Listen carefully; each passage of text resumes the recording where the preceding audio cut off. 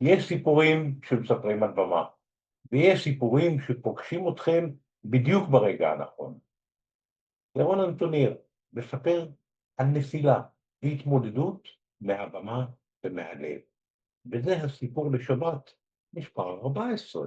השבוע אנחנו בפרשת ואת חנן, פרשה שמתחילה בתחינה. משה עומד מול ההר ומבקש לראות את הארץ, אותה הארץ שהוא הוביל אליה את בני ישראל 39 שנה.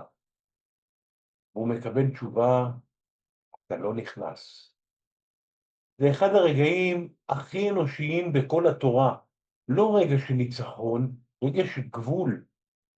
ובכל זאת, משה לא נעצר, הוא ממשיך ללמד, הוא ממשיך לאהוב, ממשיך לתת את הכל עד הנשימה האחרונה שלו.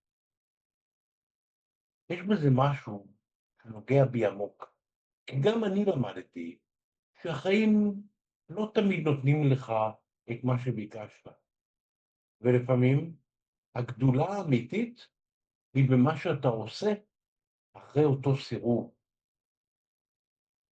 בדיוק באותו שבוע, לפני שנים רבות, ב-20 ביולי, עמד אדם אחר על משטח אחר לגמרי.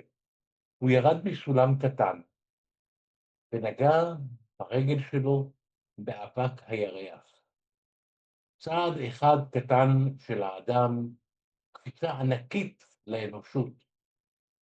גם הוא לא הגיע לשם בקלות, שנים של כישלונות, שנים של אימונים, שיגורים שהתפוצצו, אנשים שלא האמינו שזה בכלל אפשרי, ובסוף צעד אחד שינה את כל התמונה. ואני חושב על זה השבוע, על משה שלא נכנס לארץ, על האדם שכן דרך על הירח, ומבין שהסיפור האמיתי הוא לא תמיד בהגעה, הוא בדרך. גם אני למדתי את זה על בשרי, מהיום שהתגייסתי ועד היום. דרך מסע ארוך של גילוי שהפציעה שלי הפכה אותי לפגום. הספר שלי, לא הייתי מקולקל, הייתי פצוע, נולד בדיוק מהמחשבה שהפציעה לא הייתה סוף הסיפור. היא הייתה בעצם ההתחלה שלו. אם הסיפור הזה פגש אתכם, כנראה שהוא היה צריך להגיע אליכם בדיוק עכשיו. ירון אנטוניר מספר על נפילה והתמודדות מהבמה ומהלב. נתראה בשבוע הבא, ואולי גם פנים אל פנים. להתראות.